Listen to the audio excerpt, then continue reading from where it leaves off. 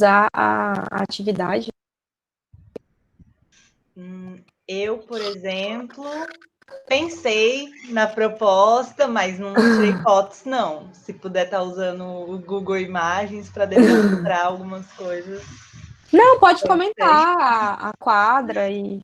Não, beleza. Pode só comentar, não precisa. A foto não era obrigatória, era uma sugestão. É para comentar agora ou mais para frente? Eu acho que pode ser por agora, não sei. A gente tinha deixado de comentar a questão do vídeo também, eu não sei. Vocês preferem voltar no vídeo da aula passada ou iniciar a atividadezinha de casa?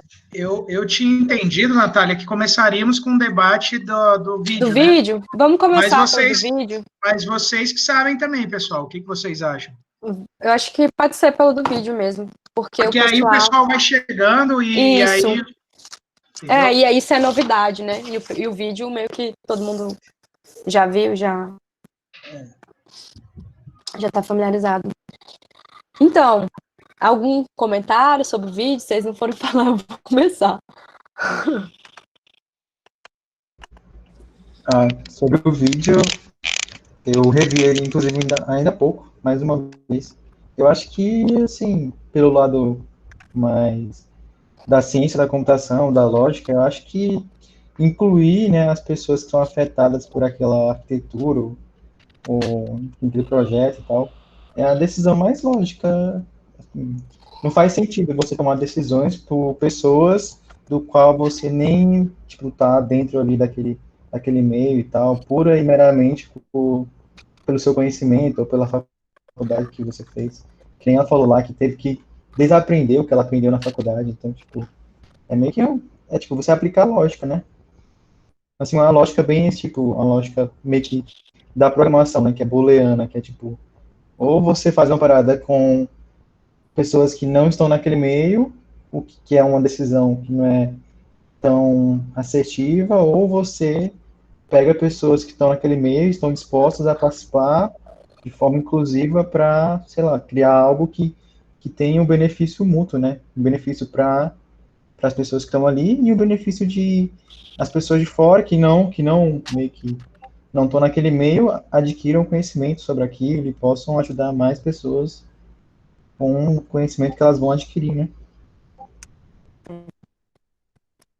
Eu penso muito nesse sentido aí que o João coloca, é justamente isso, da postura do profissional, né? Ela coloca isso, de você sentir que o profissional é quem está apto para fazer essa escolha. E ele pode até ter estudado para fazer essa escolha, mas existem meios né, confluir as duas coisas. Você pode escutar a população, né? Você pode ter a participação da população. Ela até fala, né, de não é impor escolhas para eles, mas ampliar as escolhas deles, né? Porque se você tem o conhecimento técnico, quer dizer que você sabe como fazer. E a pessoa tem uma ideia, né? Então você deveria auxiliá-la, né, nessa ideia, né? E ela fala de tipo desses profissionais, né, que eles adoram fazer escolhas pelos outros. E principalmente quando se trata da escolha pelo pobre, né? Então, é até essa estigmatização da pobreza, da pessoa, né, que está ali incapaz e refém da própria situação, e que, assim, o que possa fazer? Até isso, de ter uma ideia da solução, né? A gente, estudando algumas coisas no programa, a gente vê um pouco disso, teve um texto que a gente leu recentemente, que era a invenção do terceiro mundo. E ele falava de como que a partir dessa invenção do terceiro mundo, você descobriu a pobreza globalmente, porque você descobriu os continentes que eram pobres, que é a Ásia, a África e a América Latina. E essa é, tipo, é a essência dessas regiões, eles são pobres, né? E aí, quando você tem a ideia do pobre, a ideia da ausência, ele não está apto, então, para o conhecimento, ele não está apto para a tecnologia. E aí, inclusive, quando a gente fala de desenvolvimento, a gente está trabalhando numa agenda que fala de desenvolvimento, é um cuidado que a gente tem que ter, né? Porque que desenvolvimento é esse? É um desenvolvimento que impõe um modelo que fala, eu sou um país rico, eu sei qual é o caminho, porque isso é colonialista. Eu sou o exemplo, né? Isso é colonialista, né? Então, assim, eu achei muito, muito interessante justamente para mostrar isso, né? Tem um vídeo da Chimamanda que eu acho muito bom, que é O Perigo de uma História Única. Eu não sei se alguém já assistiu. Porque aí ela fala da mãe dela, e que tinha uma família de um menino chamado Fide, que essa família dele, a única coisa que a mãe dela falava era que eles eram muito pobres. Que ela falava, minha mãe levava inhame e arroz para a aldeia dele, porque eles eram muito pobres. Eu deixava comida no meu prato, minha mãe dizia, nossa, a família do Fide, eles passam fome, você não pode desperdiçar comida. E aí um dia ela vai na aldeia dele. E aí, como é a única ideia que ela tinha, né, essa história única que ela tinha deles, que eles eram pobres, ela chega lá e ela fica surpresa. Ela fica surpresa porque eles faziam cestos lindos, e eles tinham, né, produções, e eles faziam coisas, eles eram muito mais do que aquilo. Então você estereotipa, né? Você espera que aquilo seja a verdade única, né? A pobreza, quando ela se torna uma história única, ela é uma história de ausência, né? A ausência dessas possibilidades, né? Sejam intelectuais, sejam materiais.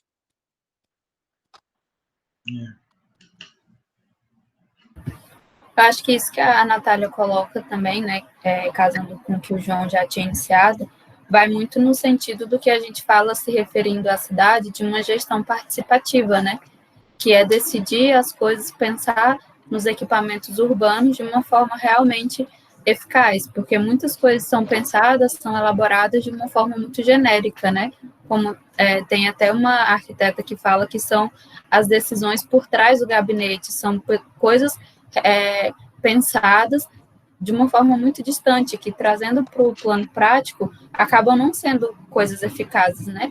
Então, pensar numa gestão participativa é dar um espaço de fala, porque fala realmente essas pessoas têm, mas não existe um espaço para que elas sejam ouvidas, né? Teve um evento até que a Natália participou na Defensoria, que Nossa, tinha uma audiência, né? Audiência pública, foi numa quinta-feira, né, Natália, salvo engano, foi isso, 9 horas da manhã. E aí o defensor falando, tá vendo, a gente tenta ouvir as pessoas, fizemos aqui esse espaço para ouvir, não sei o quê, e ninguém veio. Mas aí, se a gente pensar no contexto, se a gente pensar que pessoas lá do Luzimandes, do Irmã Dulce, de várias regiões mais à borda da cidade, que entram no que a gente das fala, regiões informais, né, que eram o público-alvo do evento. A gente estava falando de quem não tem acesso à mobilidade, né? Então, assim, foi pensado nesse espaço, mas não foi pensado nos pormenores. Como que essas pessoas iam chegar até lá? Um dia de semana, horário comercial, quais as possibilidades que as pessoas tinham de participar? Se tinham um trabalho informal, como que iam? Se tinham um trabalho carteira assinada, quais as possibilidades de negociar com o empregador, né? Nas condições que a gente conhece hoje. Então, falar nessa gestão participativa é abrir espaço para isso, né? E no contexto urbano, é muito importante a gente passar por essa questão, que é pensar numa cidade onde realmente esse direito à cidade contemple um número maior de pessoas, né? E aí, nessa questão também de importar modelos prontos, voltando no caso de Palmas, né? Que é uma cidade dita planejada, a gente pega modelos prontos de outras cidades, sendo que lá já era um problema, e só traz para cá e coloca aqui dessa forma, sem considerar as peculiaridades da região, né? Então, até o que o Basoli fala muito no livro dele, de pensar esses espaços urbanos, considerando todos os elementos que estão envolvidos nessa condição, né? E tem um filme que ele chama Mormaço, e aí fala da questão da desapropriação, por exemplo, e faz a gente se desconstruir dessa ideia que a Natália traz de estigmatização, né, de pensar, nossa, as pessoas que moram ali não entendem o que está acontecendo, mas na maioria dos casos, essas pessoas têm ciência do que está acontecendo, o que não existe são mecanismos de reação para todo um contexto muito mais amplo, né, na questão judicial, por exemplo. Aquelas pessoas sabem que um direito está sendo violado, pode não saber pontuar exatamente, mas sabe que tem alguma coisa de errado ali, mas como reagir a isso, né, diante de todo esse sistema que a gente se encontra. Então, assim, acho que essa questão, acho que a gente pode aplicar em vários contextos, mas trazendo especificamente para a questão do direito à cidade, eu acho muito importante a gente pensar nesse sentido, de pensar na colaboração mesmo, que é isso que o texto traz, né? O vídeo, na verdade. Sim. Mais alguém? Júlia, Lara? Vou chamar pelo nome, porque só tem a gente. Valderice? Eu acho que o que me chamou a atenção ontem, eu achei espetacular, eu não conhecia o vídeo. Ele compila grande parte da problemática e das soluções que a gente estuda também quando vai estudar um pouco sobre desenvolvimento regional e talvez coisas que a gente devesse estudar mais, né? E também me lembrei, igual eu falei ontem, do desenvolvimento como liberdade. Mas aí depois aí depois como você comentou sobre a invenção do terceiro mundo do Arthur Escobar, veio à tona, assim, todo aquele capítulo 4, boa noite, Val, todo aquele capítulo 4 que é sobre a pobreza, né? Que eu acho que ele conflui, assim, a primeira parte do livro e chega no capítulo 4 para identificar, igual você falou. Mas era isso, eu não tenho mais nenhuma colocação. Assim, a Lara tá falando aqui que já apontaram todos os pontos que chamaram a atenção dela. Não, e aí o que me surpreende é até a surpresa dela, no espanto, né? Tipo assim, que eles conseguiram chegar a soluções muito mais eficazes do que eles imaginariam, né? Exatamente. E eles trouxeram as demandas, a gente não quer ser despejado, a gente quer banheiro, a gente quer... Não, então as pessoas, elas têm sim uma clara noção, porque é o cotidiano delas. Elas têm uma clara noção do que falta na perspectiva delas. E falando elas disso mais do que ninguém, na verdade. Isso, exatamente. Como é que você, que veio de fora, vai dizer? Tem um exemplo que a professora Regiane, que é a professora de ética no desenvolvimento, deu em algumas das aulas disso, de impor modelos que a gente entende como adequados, da implantação de hortas nas aldeias indígenas, hortas com folhagem, né? Que tem várias políticas públicas de colocar horta e aí as hortas crescem e morrem. Porque se você for pegar a base, né, da alimentação dos povos indígenas e alguns aqui do Tocantins são tubérculos, não é, né, são batata, mandioca, eles não comem folha igual a gente come. E aí, tipo assim, você chegar e impor um projeto desse, em vez de valorizar os conhecimentos que eles têm sobre manejo da mandioca, né, sobre o manejo da batata, sobre o manejo dessas, né, leguminosas, é tipo desperdício, né, na verdade. E isso acontece por conta disso, de falta de alteridade, né, tipo, de entender o outro, de escutar o outro, que é também o problema que acontece na cidade. Quando nem todas as vozes são escutadas, a gente acaba tendo uma cidade mais segregada, né. E aí eu acho que a gente contempla aqui muito o ODS 17, falando sobre parcerias, o ODS 11, né, sobre cidades mais iguais, o ODS 10, de diminuição das desigualdades.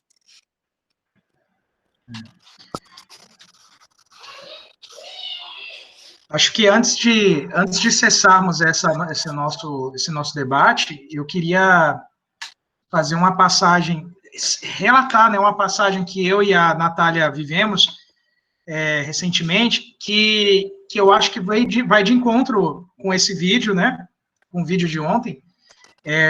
Nós chegamos a conversar com algumas pessoas que moram em um setor com casas de habitação popular, né, e conversando, né, um dos líderes lá, eles chegaram a comentar, falando, daqui a uns meses nós vamos receber os títulos, né, das casas, né, as escrituras das casas, e aí eu tenho certeza de que 30% da população vai vender suas casas ou vai embora, não é? E aí ele reclamando, né, o próprio líder reclamando, achando isso um absurdo e tal, e etc e tal. E aí a Natália, nesse dia, ela ponderou da forma correta, assim, de uma forma muito bacana, que ela falou, ela citou exatamente isso, ela falou, mas a gente não pode falar, né, a gente não pode julgar os outros dessa forma, porque são pessoas que não escolheram estar aqui, né, elas moravam, elas tinham uma vida em outro setor, e elas foram deslocadas para cá para morar nessa casa, né, que às vezes não é a casa do agrado delas, não é no local da cidade que agrada a elas, não tem o serviço e a infraestrutura que agrada a elas, né, enfim, não dá para julgar, né, não dá para julgar dessa forma. E eu lembro que eu na hora, assim, eu olhei assim, eu falei, nossa, tem toda a razão, né, a gente às vezes pensa muito, né, é que nem o vídeo mostrou ontem, a gente às vezes quer arranjar soluções, mas nós não estudamos, né? Não existe uma participação mesmo popular nessas, entre aspas, soluções. Não existe. Então, é interessante isso. Um vídeo muito interessante mesmo. Eu acho que é isso. A gente pode partir para a atividade, né? Eu não sei se o pessoal ainda. Acho que ainda deve demorar para entrar, quem não entrou até agora. Que a atividade era de pensar, né, o local que você vive e a Covid, né? Pensar, tipo, tanto as potencialidades do local, as dificuldades em relação ao local. E a Lara tinha perguntado se era para falar por agora. Acho que se ela quiser começar, não sei. Então, tá bom, eu começo. Não queria começar, não, mas tá bom. Então, a proposta era para pensar a quadra em relação às questões do Covid, né? Isso. Olha, o que eu consegui pensar? Eu moro na 204 Sul, que fica no centro, né? Bem no centro. E, assim, o que eu consegui observar, primeiramente, é a questão que dentro da quadra tem muitos estabelecimentos comerciais, tem restaurante, tem bar. E aí, no início, foram lugares que foram afetados, né, por causa da questão da proibição, né, de circulação. Lembro que chegou a sair matéria em jornal com os proprietários dos restaurantes daqui, reclamando sobre a questão. E aí, atualmente, tem com esse retorno, né, gradual, está tendo a questão que está tendo aglomeração, tem muita gente se reunindo nos estabelecimentos e você consegue perceber, né? Tá na frente todo dia, você percebe que não tem um controle, não tem um controle mínimo, né? Das pessoas que estão ali, do jeito que elas estão, né? Uso de máscara, distanciamento. A princípio foi isso, e também a questão das trabalhadoras domésticas, né? Das pessoas que prestam serviço nas residências do pessoal aqui da quadra, que assim, eu moro num prédio também. E aqui no meu condomínio, por exemplo, o que eu observei foi que não houve dispensa dessas trabalhadoras, que continuaram vindo. E aí é uma questão que é complicada, né? Porque de um lado tem o trabalho, né, que elas precisam estar realizando. Não sei se a maioria das pessoas iriam se dispor a continuar realizando pagamentos, né, já que não é formalizado, para que elas pudessem ficar em casa nesse período. Então, é isso, as observações que eu fiz aqui de primeiro momento.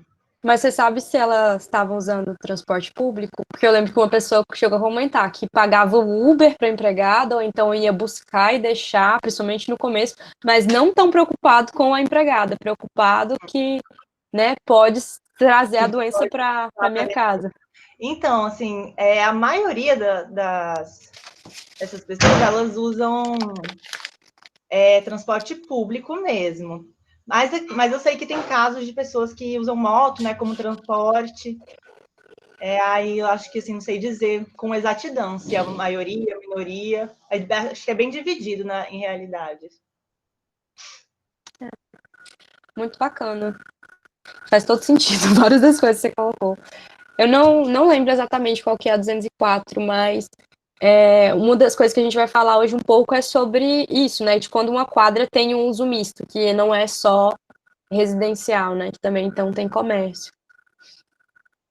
Mas alguém quer colocar alguma coisa?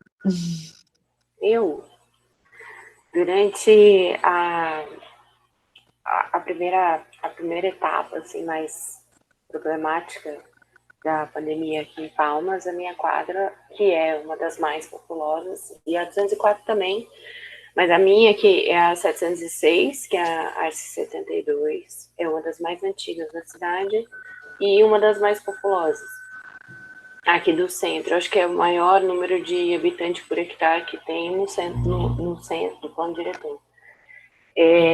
A gente teve um problema que a gente também foi à quadra com os maiores números, né? Então, aqui na quadra ainda rolava um boato que o que acontecia era dentro ali do mercado, do Duda. O Duda era um mercadinho pequeno, e que tomou proporções grandes, né? Agora é um mercado grande dentro da quadra, mas eu moro aqui tem 6 anos, e há 6 anos é um lugar onde eu compro a carne, e o pão e a fruta. Então, é aquela compra regular, né, semanal e tal. Então, foi um problema. Aqui na quadra, a gente consegue perceber, minha quadra também tem um problema de saneamento e de escoamento da água da chuva. Durante muitos anos, assim, até uns 2 anos atrás, esse problema não tinha sido sanado. A quadra tem uma inclinação e toda a água que vem da serra, né, e que vai correr em direção ao lago, ela passa aqui dentro. Então, vai ser um asfalto que não vai funcionar e que não vai aguentar esse escoamento de água, mas também é uma quadra de difícil entrada e saída agora na época da chuva. As obras para melhorar, eu acho, a drenagem da água da chuva começaram tem um mês, né, e há uns anos ninguém mexe na quadra também. No mais, houve em 2 momentos diferentes um bloqueio da Guarda Metropolitana aqui na quadra para que as pessoas deixassem de entrar na quadra para trabalhar ou para comprar no mercado, para ter né, para que elas se protegessem, porque teve um momento que a quadra tinha uns 70, 80 casos positivos, né?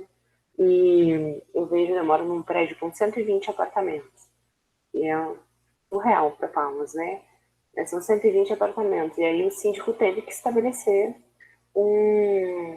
uma estrutura, uma dinâmica, na verdade, para que todos continuassem seguros. Então, os capachos de porta foram todos retirados e algumas medidas de segurança foram reforçadas.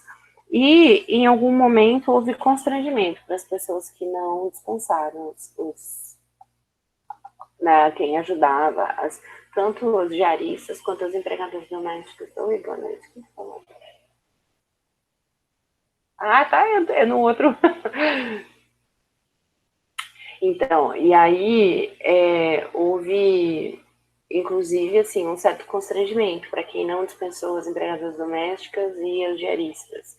E elas chegavam na portaria e o porteiro ligava e dizia: como assim a pessoa vai subir? Como assim a pessoa vai subir aí? Né? E a gente segue aqui no prédio com algumas medidas de segurança, mas no mais, assim, não houve muita... Não é um lugar muito problemático, né? É um lugar muito privilegiado, assim. É isso.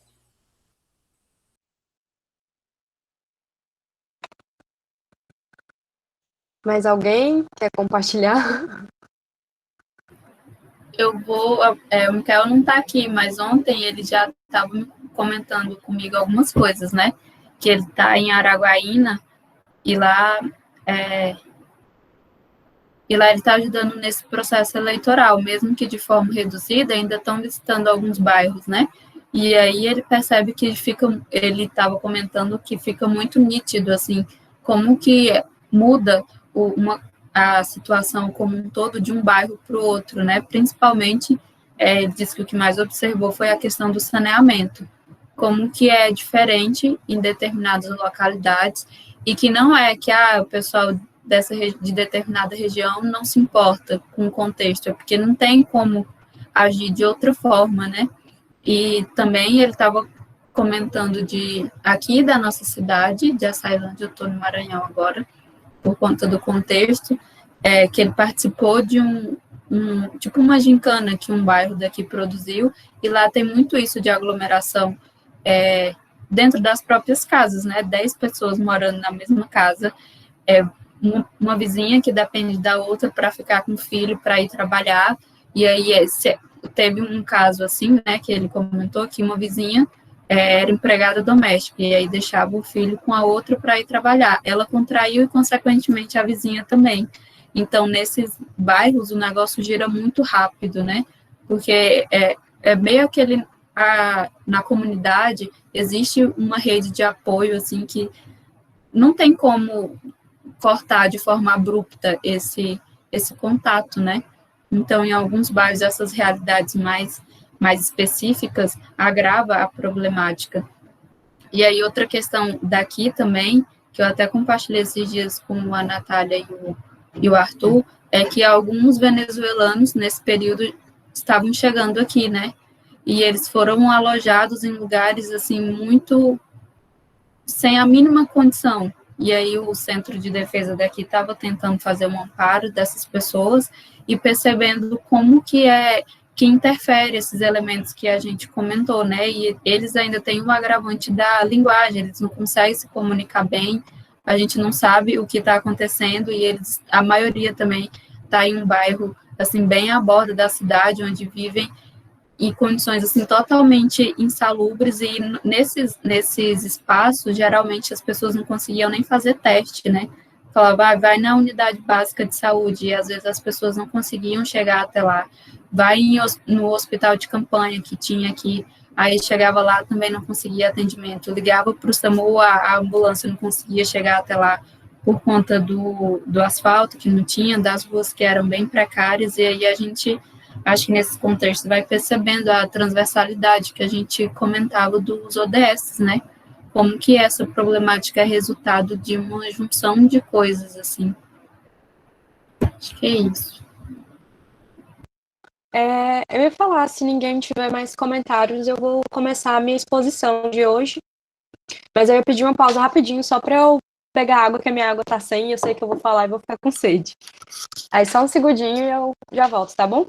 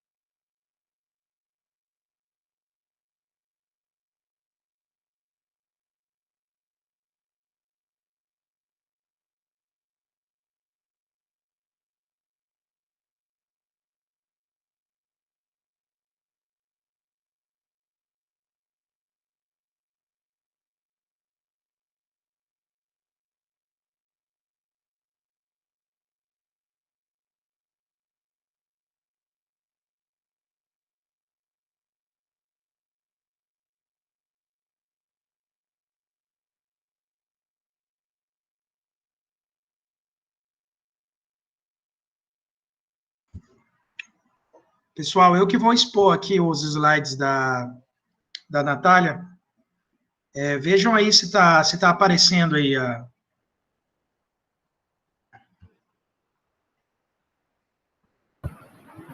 Não, Arthur. Agora não tá, mas agorinha tinha aparecido.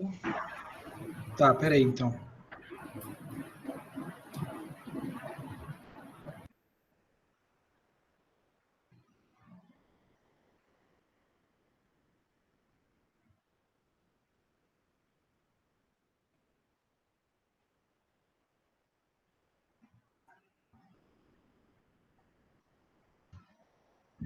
E agora, pessoal, tá aparecendo? Agora tá, sim. Tá em tela cheia já. Sim. Então, vou começar. Qualquer coisa aí, podem usar o chat, interromper, a Aline vai me ajudar na mediação. Então, hoje é o módulo 3, né, da nossa formação. Eu vou falar um pouco sobre o Covid e as cidades. E para a construção desse trabalho, eu tentei ao máximo evitar especulações, julgamentos, né, prematuros. E nesse sentido, eu decidi posicionar essa apresentação diante dos problemas pré-existentes, né? Esse foi um trabalho que ele foi proposto numa disciplina que eu cursei semestre passado no programa, em que eu acabei invertendo um pouco a perspectiva, né? A perspectiva era para ser o coronavírus, o impacto nas dinâmicas das cidades, né? E aí eu acabei mudando para o impacto que nossos planejamentos urbanos, né, os nossos desenhos, as nossas cidades, como são, podem ter na disseminação do vírus. Então, eu estou assumindo que esses riscos, como a gente já conversou um pouco aqui, eles não são iguais em toda a cidade, né? São várias epidemias dentro da mesma pandemia. Uma parte que eu acabei excluindo da apresentação, ela diz respeito sobre a espacialização dos dados, né, da propagação da doença. Porque é pensando, a partir desses dados, que os órgãos eles poderiam elaborar políticas públicas, né? Planos e logísticas de enfrentar o Covid, as diferenças do território.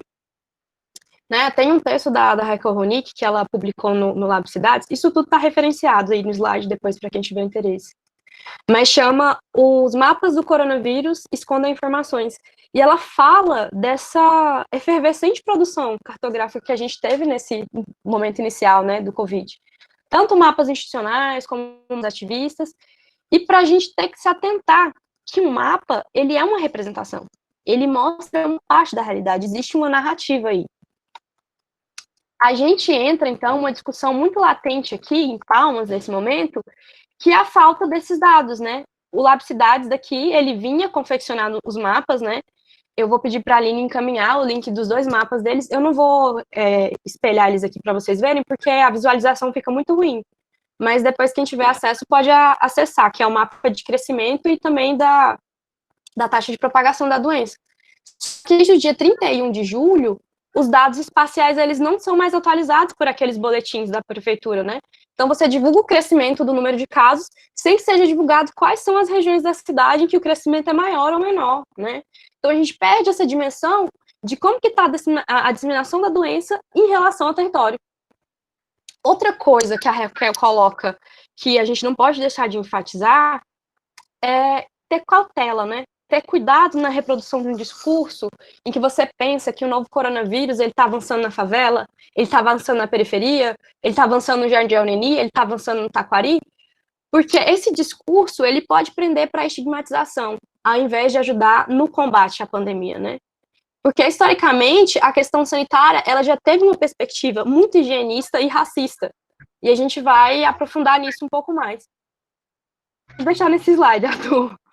Então, eu trouxe algumas notícias aqui, né, pautando principalmente o que a Aline mostrou ontem, né, desses marcadores sociais e a pandemia, né, que são notícias, muitas delas do começo da pandemia, mostrando, né, a derrubada dos barracos. Esse azulzinho aqui mais embaixo é sobre as organizações criminosas, né, sobre as milícias, de quando a gente tinha o fechamento dos comércios, eles pressionavam os grupos, né, para a reabertura do comércio, para que eles pagassem as taxas.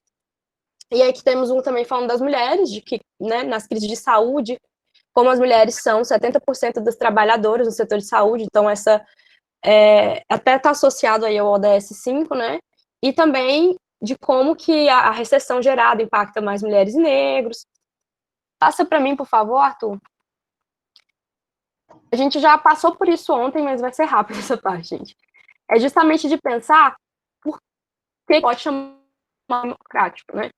Porque quando você pensa a correlação da disseminação dessa doença com os fatores preexistentes, a gente já vê que está acontecendo um aprofundamento das desigualdades, né? E essas desigualdades, elas precedem a crise atual, são frutos históricos e estruturais. A Aline mostrou muito pra gente isso ontem, né? E então, por exemplo, o Boaventura de Souza fala que a gente não está num contexto de crise que contrapõe um contexto de normalidade, que a gente já estava, né, vivenciando várias crises. Então eu trouxe esse questionamento, né, de por que a gente não pode chamar o coronavírus de democrático. Ele é o título de uma notícia publicada no Nexo Jornal, e a resposta é basicamente de que o vírus ele só seria democrático se a sociedade fosse, né? E a resposta, então, que vem a partir da percepção das desigualdades que marcam a nossa sociedade, né, eu coloquei aí a interseccionalidade. E ela é um parâmetro, justamente, então, que a gente precisa pensar a sobreposição dessas questões, né. A Angela Davis é uma autora que tem esse posicionamento, né, que coloca que raça informa classe, que informa gênero, né. Então, quando você está tratando de desigualdade social, a vida das pessoas, a organização do poder, né, nessa sociedade, elas vão ser melhores entendidas se você molda não só por um eixo dessas divisões sociais, né? Ou seja, não só por raça, por gênero, por classe, mas por muitos eixos e da forma que eles juntos influenciam uns aos outros, né? A interseccionalidade, ela é essa ferramenta analítica, né? E ela não permite só que a gente acesse melhor essas complexidades do mundo, mas também, né, dá uma visão desses nós, né? A Safiotti coloca isso, nó de desigualdade, né? Como a gente tem comentado muito sobre pobreza, né? A aula que é focada, a formação é focada no ODS 1, em frente a tudo isso que tem acontecido, é pensar, então, que pobreza no Brasil tem cor, né? É algo que a Sueli Carneiro, ela trata na obra Racismo, Sexismo e Desigualdades no Brasil. Eu tenho ela aqui, vou aproveitar para mostrar. Não sei se está aparecendo, acho que está. E, enfim, ela trata, né, nessa obra, a existência de dois Brasis, porque são muitas distâncias aqui existentes. A Aline já colocou isso, né? Acho que ela não chegou a comentar, né, que tem um dado que a igualdade racial é tão intensa que se o índice de desenvolvimento humano levasse em conta só os dados da população branca, a gente subiria 26 degraus na lista da ONU. Então, também coloquei notícias que se aproximam dessa leitura, né? A gente já comentou ontem das empregadas domésticas considerando um serviço essencial em Belém. E aí a notícia que está aí, duas notícias para entender o Brasil, é as famílias ricas escapando de UTI aérea, né? Da crise da saúde. Coloquei também a primeira pessoa, né? Que chegou a falecer, que foi a Cleonice Gonçalves, que era empregada doméstica, primeira vítima fatal do Covid. Então, a gente percebe que o vírus, ele não tem essa ação de lente de igualdade, como a Aline colocou ontem, né? Pelo contrário, ele tem exposto essas condições precárias de vida. Passa para mim, por favor, Arthur. Então, eu estou falando disso, quando eu falo de que pobreza tem cor, e reforçando que a Aline falou isso, porque o próximo passo é amarrar essa situação, essa discussão sobre pobreza ao território. E eu trouxe aqui 3 referências que vão ajudar a gente nesse processo. O primeiro é o Milton Santos. No livro A Urbanização Brasileira, já assim, de cara, na introdução, ele traz para a gente que a pobreza não é só um sistema econômico vigente, ela é um modelo espacial. E o que isso quer dizer? Isso é pensar justamente e se questionar como que as classes, né, os diferentes renda, eles estão distribuídos na cidade, né? Essa distribuição não é igualitária. Então, eu trouxe também um trecho, né, da obra do Márcio Pinon de Oliveira, que vai ajudar um pouco na reflexão, principalmente de um conceito de cidadania para você pensar a cidade, né? De que modo que os direitos civis, políticos, sociais, eles vão passar necessariamente por essa intermediação, por essa mediação da geograficidade, né?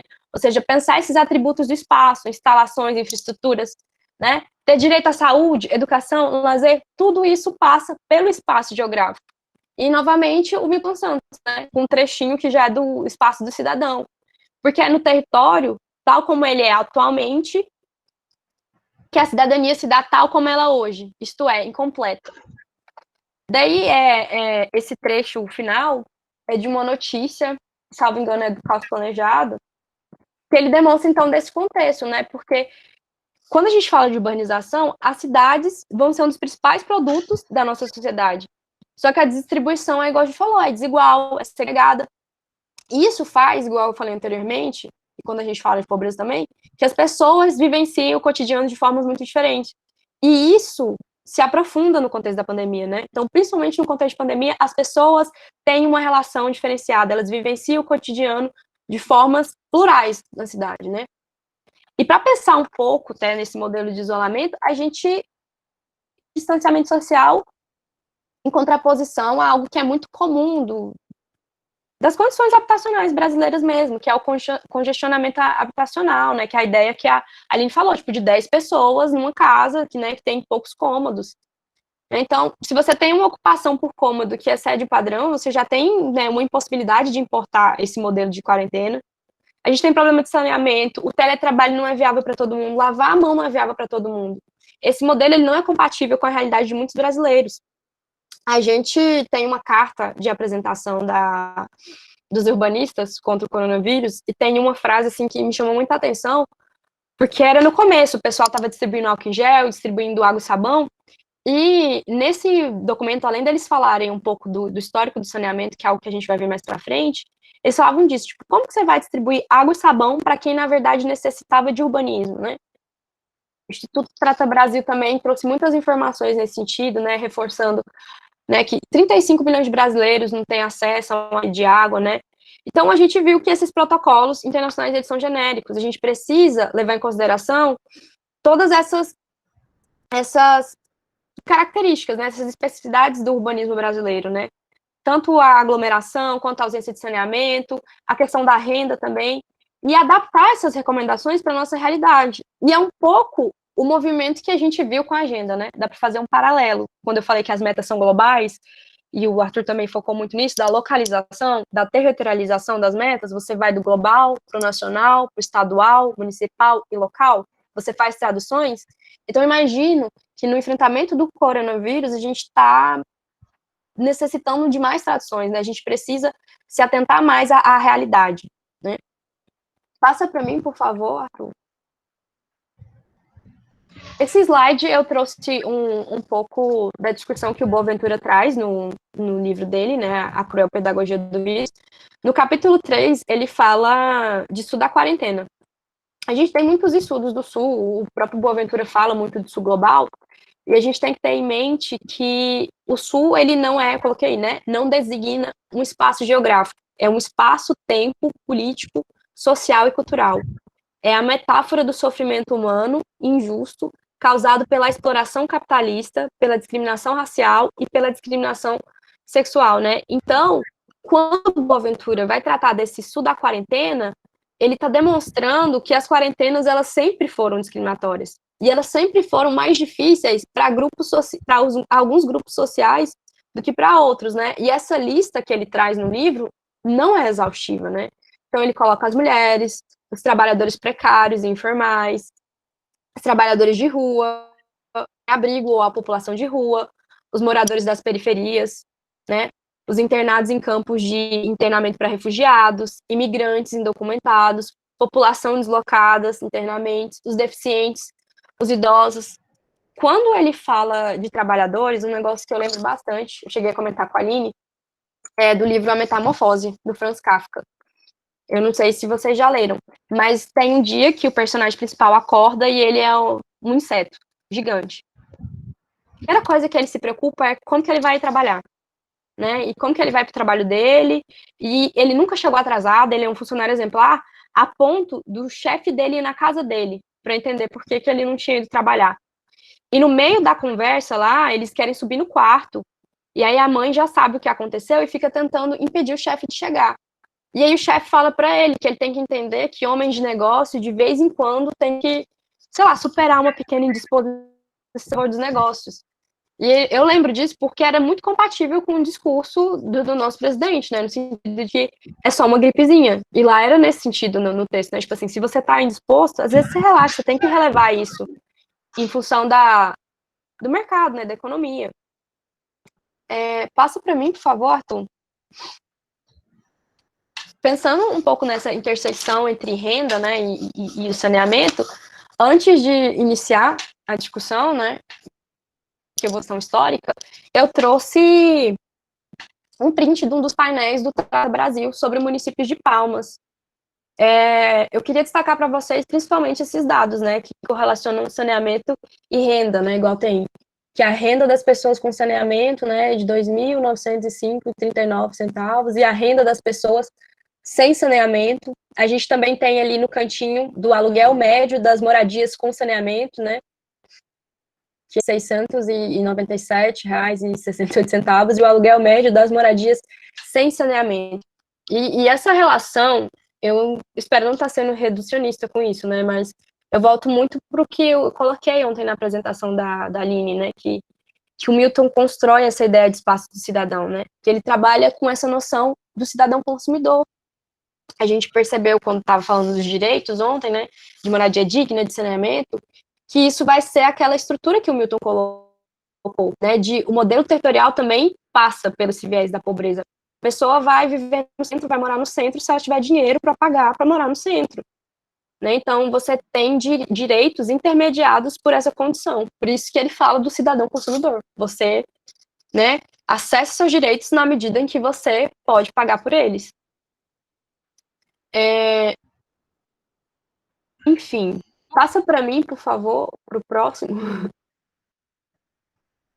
Aqui, em relação à discussão do saneamento, eu acabei centrando ele bem mais dentro do urbanismo, né? Ao invés de trazer dados, né? Por exemplo, a gente tem um dado que até passou no jornal daqui, e tem no Trata Brasil. O Trata Brasil tem bastantes dados para quem tiver interesse, mas que cada R$1 investido em saneamento, ele gera economia de R$4 na saúde, né? Então, eu poderia ter trazido um monte de informações sobre saneamento ligado a combate de todas as doenças, não só o coronavírus, do saneamento ligado à diminuição da mortalidade infantil, do acesso a saneamento correlacionado à saída da pobreza extrema, né? Isso muito associado às mulheres. Tem um dado também sobre a questão de presença de banheiros e esgotos, que 3 em cada 10 domicílios brasileiros não tem. E a gente fala aqui muito de diferença social, mas a agenda fala para a gente pensar também em diferenças regionais. E essa questão do banheiro e do esgoto, quando você pensa no Sudeste, a maioria das casas tem banheiro e esgoto, mais de 80%. Mas quando você traz para a nossa região norte, a situação é totalmente outra. 8 em cada 10 casas não tem. Mas essa não foi a escolha que eu fiz, né? A escolha que eu fiz é tratar do saneamento enquanto reflexo da intersecção entre urbanismo e doenças infecciosas, né? Então, a gente tem o urbanismo, cidade, planejada, chega às doenças infecciosas e a solução que se tem para isso é o saneamento, né? De modo que essa matriz do urbanismo moderno é uma ideia de higiene pública, né? Os cidadãos vivem na cidade, a saúde coletiva, né? Vai por aí. E, historicamente, data aí do século XIX e início do século XX, o uso das epidemias como pretexto para colocar projetos higienistas em prática, né? Ou seja, o projeto ele já não era mais essa noção de limpeza da cidade, saúde pública, mas eram ações políticas de extermínio e de expulsão da população pobre. E aí a gente tem o exemplo dos cabeças de porco, né? Esse livro aí, que eu coloquei a imagem, é um livro chamado Cidade Febril, ele é do Sidney Chalub. Eu recomendo a leitura, principalmente do primeiro capítulo, que ele fala dos cortiços, né, que é uma operação de guerra. Então, Cabeças de Porco era um cortiço famoso no Rio de Janeiro e que ele foi destruído, né? E, inclusive, o Sidney tem uma entrevista muito legal com Átila, né? Eles conversam um pouco sobre o livro, né, o Cidade Febril, e, inclusive, o Sidney fala que esse processo aí, essa ação política de exterminar e expulsar a população pobre do centro, que é o que ele chamaria de distanciamento social, né? Óbvio que quando ele fala isso, ele não está criticando essa política de distanciamento social, fala que é muito virtuoso, mas quando ele fala dessa, né, aquela imagem que a Aline colocou ontem, Bem-vindos ao Brasil, que o distanciamento social já existia, né? Então é pensando nisso, nessa retirada dos pobres no centro da cidade como distanciamento social, que é hoje também o que a gente chama de segregação urbana. E A Cidade Febril é um livro que ele vai contemplar, então, a narrativa de outras epidemias, né? Febre amarela, cólera e varíola. E o Sidney, para quem não conhece, é historiador. Então, eu acho muito, muito engraçado, porque ele é muito enfático nisso, né? Por conta da área de ciência dele, de que a história não se repete. Mas eu acredito que existam paralelos bem interessantes, e é por isso que eu vou trazer um pouco uma retrospectiva desse processo. Passa para mim, por favor, Arthur. Então, a gente tem aí um verbete, né, sobre o Cabeça de Porco. Essas destruições desses cortiços, elas aconteceram, né, em 1893, e foi o prefeito Barata, né, Ribeiro. O Rio de Janeiro, então, era o Distrito Federal, e a gente tem o despejamento dessas pessoas, né, chega lá, destrói tudo, e é ignorado o destino desses moradores, tipo, para onde essas pessoas vão. Então, a própria formação das favelas é muito ligada como consequência dessa destruição, né. E uma coisa muito doida, porque o Sidney, como né, ele faz toda uma retomada histórica, um monte de jornal da época, um monte de notícia da época, aclamando, assim, o Barata. Nossa, ele foi um heróico, né? Aí no verbete está falando de decepação, né? Mas no livro ele traz uma notícia que comparava o Barata a Perseu, porque ele cortou a cabeça da Medusa, né? Cortou o cabeça de porco, limpou a sujeira da cidade. Então, a retirada dos pobres das regiões centrais, a destruição dessas moradias tão insalubres, né? Tão foco de doença para a época, era a coisa mais heróica. Tipo assim, ele fez o que ninguém fez. Ele promoveu a higiene, né? Promoveu o saneamento. Por isso que eu falei que o saneamento advém, né, dessa coisa higienista e racista. E o autor, ele fala no livro Cidade Febril da contemporaneidade desse tipo de ação, né, de você chegar ali, destruir e ignorar para onde as pessoas vão. E ele está falando justamente das intervenções violentas hoje das autoridades no cotidiano dessas populações, né, em sua maioria pobre e preta. E ele ressalta que essa tradição, né, de intervenções violentas no cotidiano dessas pessoas, ela foi em algum dia inventada. E o Sidney, ele coloca a destruição desses cortiços como um marco inicial dessa forma, e é até problemático falar, né, porque ele fala que é uma forma de conceber a gestão das diferenças sociais, né, diferenças sociais na cidade. E essa gestão é uma gestão de apagamento. E você poder chamar esse tipo de ação de gestão é um negócio muito perigoso, né, pensando muito gestão, entre aspas, né, porque, enfim, são intervenções violentas. E aí, a partir disso, o Sidney coloca 2 tópicos, né, um dos tópicos muito atrelados que está também no verbete, que é essa noção de que as classes pobres eram classes perigosas, né, é sinônimo, né, você constrói essa noção, e isso ilustrava a mentalidade da elite naquela época, mas não só naquela época, né, até hoje. E aí ele fala no livro a forma que isso vai se relacionar ao genocídio dessa população. E o segundo tópico que ele traz em relação a essas ações é a ideia que a gente comentou com o vídeo, né, de que a cidade ela pode ser gerida só de acordo com critérios técnicos, né, então você tinha a presença muito forte a esse momento de sanitaristas, engenheiros sanitários, médicos, né, então a população, igual eu coloquei na hora da discussão do vídeo, ela é entendida como uma população que não está metodologicamente preparada, não tá pronta para participar. Então, se o primeiro ponto é o genocídio dessa população, o segundo ponto é a inibição de exercício de cidadania, né?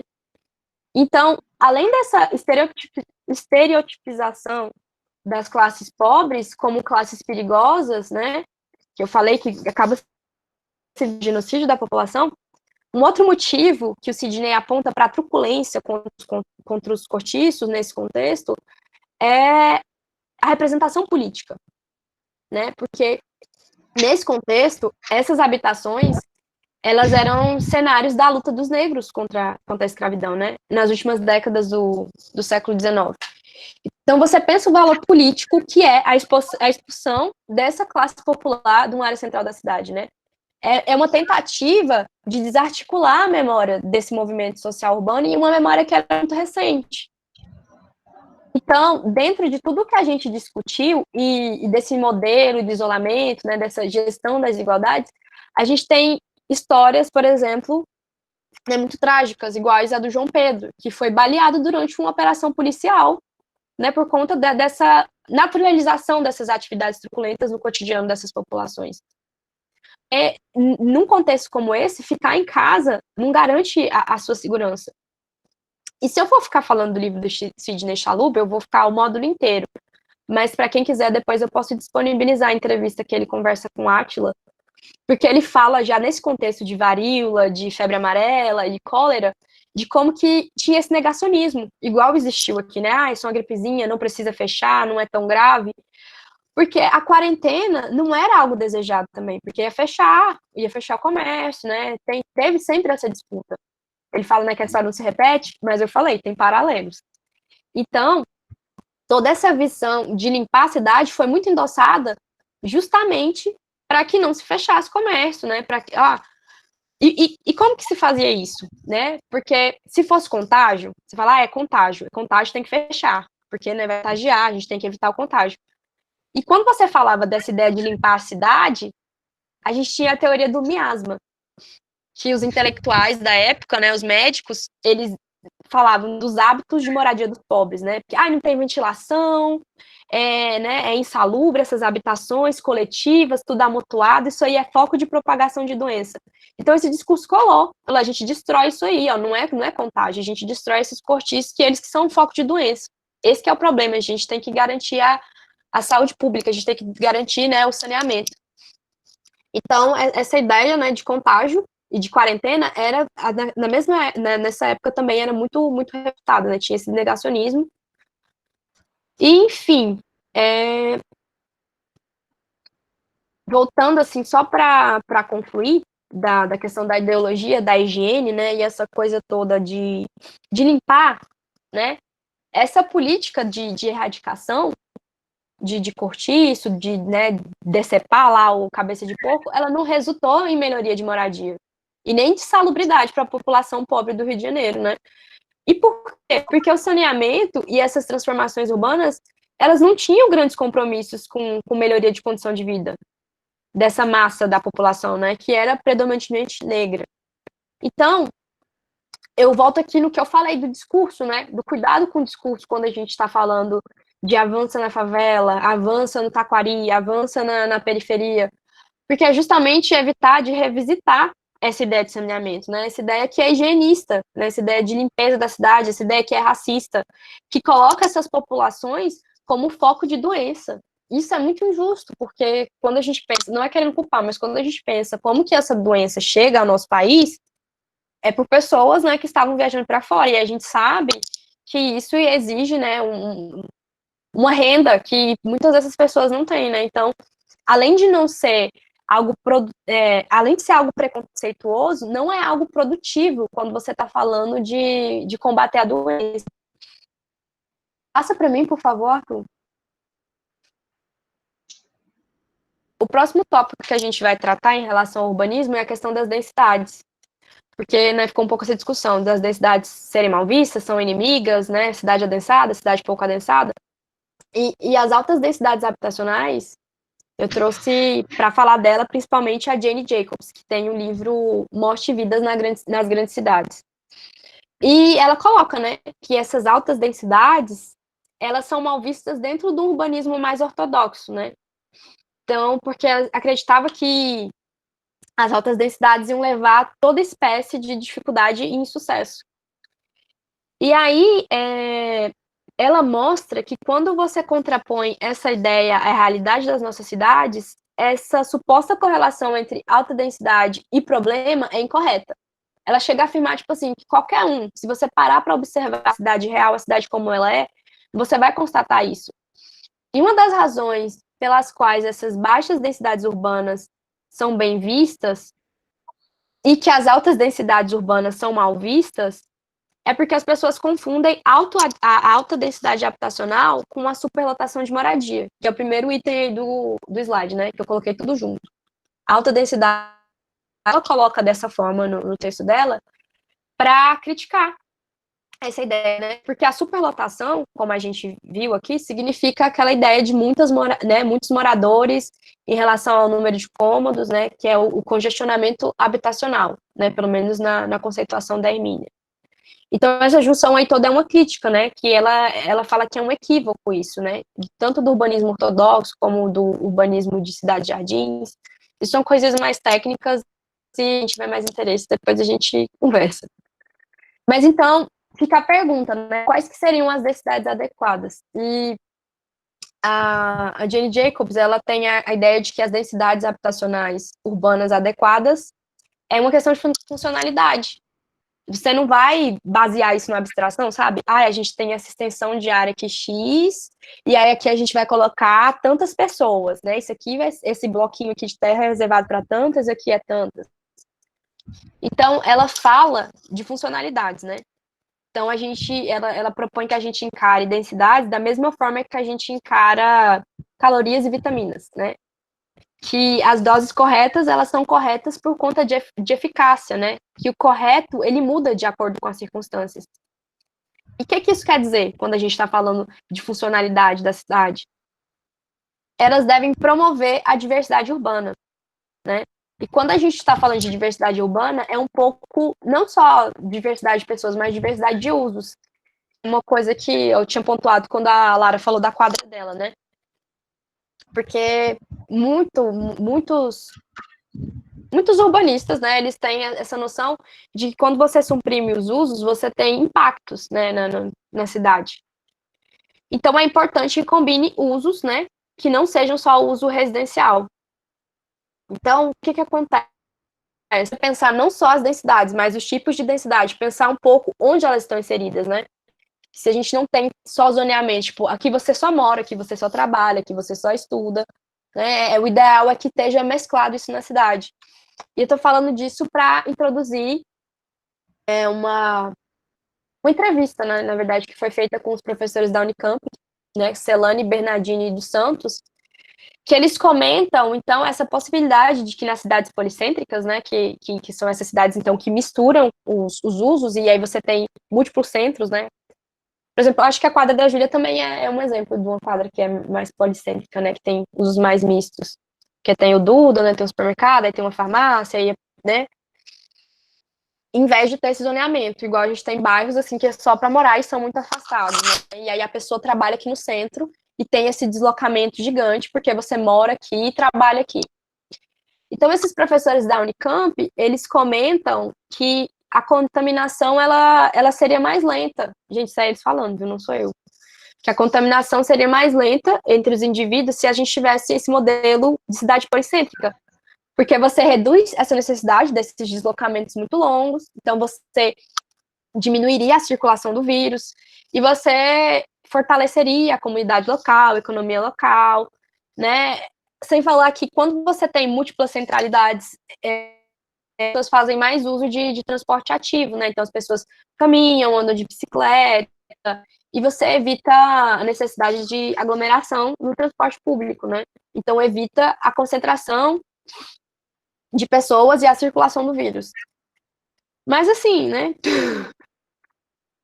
Acaba que a cidade policêntrica, né, mas isso é urbanistas discutindo, né, que se você evita a concentração dos usos, você diminui essa demanda por longo distanciamento, né, e isso atrapalharia a circulação do vírus. Mas aí, uma das coisas que eu quero entrar, que eu introduzi isso tudo, é para falar sobre Palmas. Porque teve uma conversa com uma amiga que ela me falou que Palmas ia se beneficiar dos problemas urbanos, né? Porque Palmas é vazia, né? O centro é bem vazio, então ela não é adensada. Então, se o problema são densidades altas, Palmas está de boa, Palmas não vai ter problema. E aí a ideia é de pensar de que Palmas que a gente está falando, né? Eu cito o livro do professor Basoli, que é o Palmas em Foco, eu tenho ele aqui também, e que é para demonstrar, então, que os vazios urbanos, eles se correlacionam com outras áreas da cidade, eles não são dados soltos, né? Tipo assim, tem vazio urbano no centro e pronto, acabou esse ordenamento de Palmas. Não é. E é justamente a especulação que é promovida pelos agentes imobiliários que contribui para a elevação desse valor da terra urbana nessa região central. E a gente volta ao que eu falei sobre pobreza ser um modelo territorial, porque a gente está excluindo pessoas. Várias pessoas não vão conseguir acessar essa terra. Pobre não vai conseguir morar no centro. Então, onde que ele vai morar? Então, acaba que essa especulação, essa retenção de terras no centro, ela se torna o principal motivo dessa segregação que a gente tem aqui em Palmas, essa segregação. E qual que é a estratégia quando eu pergunto se o pobre não pode morar no centro, onde que ele vai morar? A estratégia, né, da parte da retenção é produzir bairros afastados, né, para abrigar a população de baixa renda. Então, você tem o Jardim Aureni, 1, 2, 3, 4, Jardim Taquari, entre outros, né? E nesse contexto, se eu for pensar que essa população está afastada, né? Essa população está a mais de 20 quilômetros do centro, né? Então, eles enfrentam problemas de infraestrutura, já normalmente, né? E aí você pensa nesse contexto, nessa população a mais de 20 quilômetros do centro, enfrentando problema relacionado a transporte público, escola, creche, segurança, saneamento, né? E todas essas necessidades aí que são inerentes para a qualidade de vida. E a gente entra numa discussão sobre infraestrutura, né? Sobre esse binômio, que é muito próprio de Palmas, que é um centro que é pouco adequado vazio e tem uma infraestrutura que é boa, e as bordas que tem uma infraestrutura precária e é muito adensada, né? E aí eu acho que é um debate interessante para a gente localizar quando a gente está falando de densidade, que é olhar para a formalidade e a informalidade, né? Olhar para a gestão da cidade, porque ficar falando, densidade alta é ruim, densidade alta é boa, mas que tipo de densidade é esse, né? Ele está dentro da cidade formal, ele está dentro da cidade informal? Porque se você olhar, isso tudo é efetivamente Palmas, né? Quando você pensa Palmas, vai ser bem problemas urbanos, né? E pensando só nessa Palmas vazia do centro, você está excluindo uma boa parte da população, né? E é ignorar também que é esse vazio, é essa especulação no centro que produz essas regiões, né? Então você não tem como descolar isso, não tem como falar em benefício se uma coisa é a que provoca a outra. E aí agora, vamos esquecer um pouco isso tudo que eu falei, para falar um pouco de um vídeo da Raquel Ronick, né? Que ela fala de densidades urbanas e a pandemia, mitos e verdades. E fica muito claro a partir da fala dela que os números da evolução da pandemia não vão permitir a gente fazer esse tipo de associação direta. A gente não tem ainda, né, esse tipo de dado para falar, alta densidade é foco de contágio, baixa densidade é o melhor. Só que a gente vê convergir, apesar disso tudo, em todos esses pensamentos que eu coloquei, de que a gente não pode se precipitar estamos produzindo, vamos produzir cidade de baixa densidade. Não é por aí a solução, né? Inclusive, a baixa densidade deixa a cidade cara. Palmas tem esse problema, né? Porque a cidade se espalha e você tem que levar malha urbana, você tem que levar asfalto, energia, infraestrutura, isso fica caro. Se vocês forem pesquisar, Palmas tem um dos custos de urbanização per capita mais altos do país. Pode passar para mim, por favor, Arthur? E quando a Raquel coloca que a gente não pode falar tanto assim de densidade, né, e sai planejando, ela fala muito da questão da circulação de pessoas, né, que acaba, então, entrando na questão da mobilidade. E o controle da mobilidade foi uma característica muito comum em várias medidas, né, de contenção do vírus, né, e adotadas aí no mundo inteiro. E um problema da nossa mobilidade, um dos maiores problemas da nossa mobilidade é porque eu tô tomando remédio, gente, eu tô meio... Mas, enfim, um dos principais problemas da nossa mobilidade é que ela é uma infraestrutura urbana muito centrada no carro, né? A gente tem um monte de texto que demonstra que, ok, os carros, eles ocupam a maioria do espaço, mas a maioria das pessoas usa transporte público, e esse transporte público não recebe a atenção devida. E, nesse momento, o transporte público acaba sendo o maior prejudicado, porque ele é apontado em vários lugares. Nossa, porque o espalhamento do vírus no transporte público, a aglomeração de pessoas, né? Então, é muito ruim isso, porque muitas pessoas dependem desse transporte. E aí, a Raquel tem produzido muita coisa, né, nesse momento. E uma das coisas que ela pontua em um podcast, que ela fala ela fala de alívios da quarentena, que a gente tá no começo, né, agora já tá voltando mesmo à normalidade.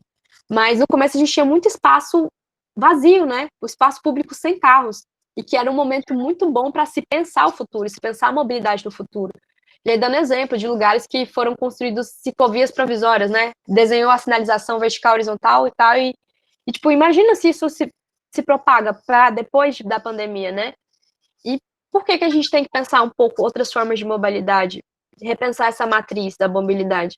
Ela fala de, tipo, gente, 50% dos leitos de UTI do Brasil é acidente de trânsito, né? É um modelo de circulação que mata, né? Então, a gente tinha uma possibilidade para ensaiar futuros mais sustentáveis também, né? Pensando aí a questão do ar limpo e tudo mais, né? Até coloquei aí, voltar ao normal ou seguir adiante, né? E outra coisa que é pontuada muito quando a gente fala de mobilidade é a forma que o modelo de remuneração dentro do transporte público é pensado. Porque ele é baseado no número de passageiros, então você precisa superlotar. Em vez de pensar no serviço, né? Vamos pagar pela viagem, vamos pagar pelo serviço de transporte em si. Não, ele é baseado no número de passageiros, então a gente acaba, né, tendo um transporte que depende da lotação. Né? Então, a gente precisava de uma inversão da forma que é ofertado o transporte. E isso não é só para ter um transporte muito menos lotado no contexto de pandemia. Isso é uma coisa que a gente precisa para além da pandemia. né? Em Palmas, a única forma de transporte coletivo que existe são os ônibus, né? E eles atendem, né? Igual eu falei, os carros ocupam a maior parte do espaço, mas a maioria das pessoas efetivamente usa transporte público. Então, eles atendem uma parcela significativa da população, né? E muitos deles, como eu coloquei quando eu falo de espalhamento da cidade, estão muito afastados do centro. E eles precisam se deslocar diariamente, né? Para trabalhar, enfim. E aí, da medida de prevenção que aconteceu durante a pandemia, no começo, foi aquela questão da lotação máxima, né? Dos 50% dos ônibus, né? Não podia, tinha que estar todo mundo sentado e tudo mais, que é uma medida também que foi adotada em outros lugares, e a diminuição da frota também, né? E acaba que essa medida de diminuição da frota tem um efeito contrário, porque você tem uma demanda por vaga no ônibus e uma oferta muito menor, né? Então acabou que eles estavam lotados do mesmo jeito. Eu não tenho uma foto, mas meu primo eu pedi, que eu fiz a apresentação na disciplina, né? Eu pedi para ele mandar uma foto no ônibus lotado. Mas a CETURB falava que não, que tinha intervenção máxima de 50% estava sendo respeitada. Passa para mim, por favor, Arthur. Então, eu trouxe um pouco do nosso ODS 1, né, que é sobre mobilidade. Não, o ODS 1, que é sobre pobreza, erradicação da pobreza, correlacionando com a mobilidade, é um documentozinho, eu acho que eu vou encaminhar para vocês no final, para quem tiver interesse. Ele correlaciona todos os ODS, um por um, com a mobilidade urbana, né? Isso destacando muito que o transporte, ele não é uma finalidade em si, mas se você for pensar, né, aqueles acessos, né, você vai para o seu trabalho, você vai para o mercado, você vai para o lazer, você vai, né, no lugar de educação, né, aquela mediação da cidade e dos direitos que eu coloquei no conceito de cidade e cidadania, aqui volta nisso. E a mobilidade, então, ela é central para a contribuição, né, de você acessar todos esses lugares. O Cláudio Carvalho, ele tem um livro chamado Direito à Cidade, que ele fala, né, que muitos direitos que são englobados pelo direito à cidade vão se referir a acesso aos bens públicos, né? Então, a mobilidade vai ser o meio, né? Ela é uma finalidade, não finalidade em si, mas uma finalidade meio. Então, o transporte público é muito central nisso, porque, igual eu falei já várias vezes, a maioria da população depende dele. E o que a gente trabalha diretamente quando a gente está falando de ODS 1 e mobilidade? É a questão de renda, né? A gente, infelizmente, mais renda significa mais mobilidade. Se você pensar renda e mobilidade, você já pensa que um segmento da população vive em regime de isolamento, porque está longe de tudo, né? Pessoas estão distantes e não conseguem acessar esses bens e serviços. E aí, depois, o preço da tarifa, né? O preço da tarifa constitui um obstáculo também para boa parte da população. Tem uma pesquisa, né? A pesquisa de orçamento familiar, a do ano passado, mostrou que tem famílias que já gastam mais dinheiro com transporte público do que com alimentação. Passa para mim, por favor. Então, eu até coloquei aí, como que a mobilidade urbana pode contribuir? Ela garante à população de baixa renda acesso a transporte de qualidade e a divulgação de informações dos investimentos e subsídios que devem ser custeados por percentual arrecadado dos incentivos ao transporte individual, incluindo combustíveis. Passa, por favor, de novo. Já vou concluir.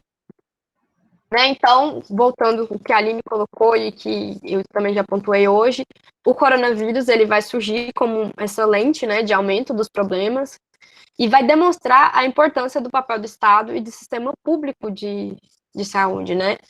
E eu quis demonstrar, e eu espero ter conseguido, né, não sei, sensibilizar vocês, né, de como que o território ele é um fator de risco. Ele emerge em meio à pandemia do coronavírus como um fator de risco.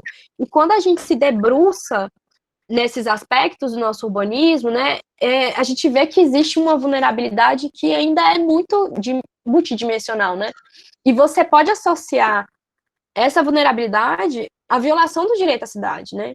Então, a gente demonstra, a partir de algumas dessas coisas, né, igual eu falei, a pesquisa ainda carece muito de dados, porque a gente não tem efetivamente dados também, mas a gente demonstra que questões que são básicas ainda são urgentes, né? Saneamento, moradia digna, e também reforça essa lógica também de finalização da cidade, de especulação imobiliária, porque a gente tem um obstáculo, né, para buscar novas perspectivas, onde essa cidade, ela pare de ser parte do problema, né? Porque uma cidade que é financiarizada, né, que é vista como mercadoria, você acaba só gerindo e produzindo desigualdade, né? Então, superar isso para que a cidade não seja, igual eu coloquei, elas são epicentros do problema, mas também são parte da solução. Então, né, ultrapassar essa perspectiva para que as cidades comecem a fazer parte dessa solução, né?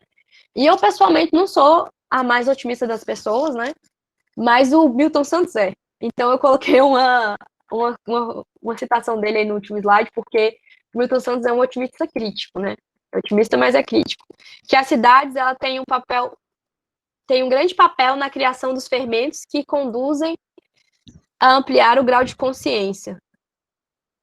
Peraí, me perdi. As cidades têm um grande papel de criação dos fermentos que conduzem a ampliar o grau de consciência. Por isso, são um espaço de revelação. Então, eu espero muito aí que as cidades, né, que por enquanto são o epicentro do problema, possam começar a fazer parte da solução. E é isso. Muito obrigada.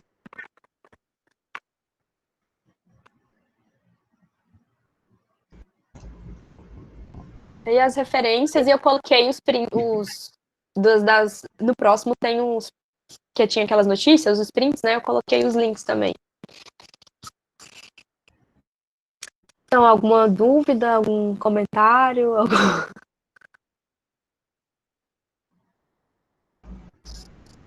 Eu não tenho muito comentário, não. Só queria dar os parabéns mesmo. Foi bem criativo atrás. Eu tô meio suspeito, mas foi bastante bacana.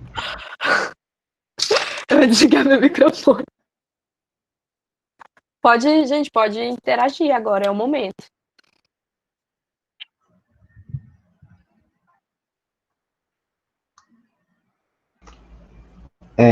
Com relação a essa teoria do miasmas, eu não sou bem leigo com relação a isso. Mas você falou, achei interessante, mas eu não pesquisei ainda. Pode falar um pouco sobre isso? Não, pois é, essa é a teoria dos maus ares, entendeu? Que é, sei lá, como se tivesse a matéria inorgânica ali, né, a sujeira, e aí, sei lá, aquilo ali ia virar um ser que... Aquelas coisas assim que a gente via, vocês lembram do ambiente hermético, fechado, que aí ficava vendo se ia dar larva ou não? A teoria dos miasmas era tipo isso ali, que como os cortiços eram muito insalubres, não tinha ventilação ali, ia virar foco de doença, entendeu? Ia brotar a doença ali. Era isso. E aí, ao invés de colocar que a doença era contagiosa, porque isso ia gerar fechamento, né, dos portos e tudo mais, falava, não, é miasma, é o cortiço, tem que limpar isso aí. Porque tinha um interesse também, né, porque era a região central, eu falei, né, tinha a questão política de ser um lugar de resistência, então tinha toda uma mobilização. O livro do Sidney, ele aprofunda muito, muito, muito, muito, assim, principalmente o capítulo a guerra contra os cortiços, mas fala, por exemplo, também que quando começava, igual o povo que fugiu na UTI, que eu coloquei lá de Belém, quando começava a ter surto de febre amarela, o povo ricão do Rio de Janeiro, eu vou para minha casa em outro lugar e tal. Então, assim, uma das coisas que eu falei, né, que o Sidney falar, não se repete, mas tem muito paralelo. Eu vou mandar depois o link no e-mail de vocês da entrevista dele com Átila. Muito, muito bacana, assim. O livro é muito bem escrito, eu sou muito fã.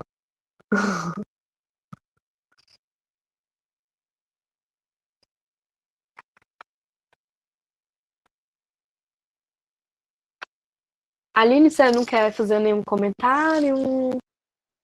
Ou alguma pontuação? Eu queria só abrir um parênteses quando tu fala de mobilidade, que me remeteu ao dado de que as mulheres gastam, considerando a renda total, né, e duas passagens, no caso, ida e volta, o correspondente a 25% da renda total. Mas isso a gente considerando de uma forma muito pontual, né, correlacionando com o que a gente vinha comentando mais cedo sobre a economia do cuidado, essas mulheres precisam levar o filho para a escola, essas mulheres precisam levar o filho junto, então esse valor aumenta e a gente não tem nenhuma política pública, por exemplo, que pense sobre isso, né, de como que isso pesa numa renda que já não é o suficiente para garantir coisas básicas. E esse livro que tu comentou, do Cláudio Carvalho, esse é um dos meus preferidos para falar sobre essa abrangência do direito à cidade, né? Foi o meu pontapé inicial para perceber como que é abrangente, como que é um direito muito guarda-chuva, né? Porque a partir dele a gente tem acesso a muitos outros, e é um livro, assim, bem fininho, ele passa pela filosofia, pela sociologia, então é uma leitura, assim, muito, muito boa. Acho que no mais é isso, e só parabenizar como as outras pessoas fizeram, né?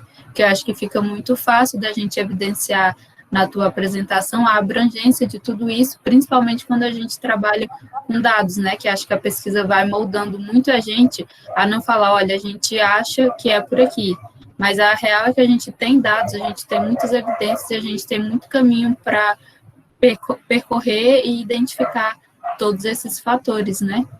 Então, acho que se alguém não tiver mais nada a falar, a gente parte para o próximo ponto. Não, eu só ia voltar um pouco, por isso que eu fico... E o Lab Cidade estava fazendo, né? Para quem não conhece, eles têm Instagram aqui de Palmas, né? O pessoal de arquitetura e urbanismo, eles estavam fazendo os mapas, né? A Aline mandou aí no chat. E agora, simplesmente, você não consegue espacializar esses dados. E a minha preocupação maior é essa, entendeu? De você não saber como que é essa disseminação, porque a minha apresentação, o propósito principal era mostrar isso, que existe diferença, né? Existe a diferença de uma pessoa que está com Covid aqui no centro e uma pessoa que está com Covid nessas outras regiões. Tem um outro mapeamento que o IBGE fez, eu não cheguei a colocar ele aqui, mas ele fala disso, de deslocamento das pessoas para acessar a saúde, né? Então, tipo assim, Natália, se hoje eu ficasse doente, entendeu? Onde que seria o postinho? Onde seria o lugar mais próximo? Ainda tem isso, né? Porque a pessoa, às vezes, no centro tem plano de saúde, vai recorrer a sistema de saúde privado, e o outro não, depende do sistema de saúde pública. E quando você olhava isso a nível de Brasil, na região norte, a gente tinha deslocamento de quase 300 quilômetros para você acessar serviço de saúde.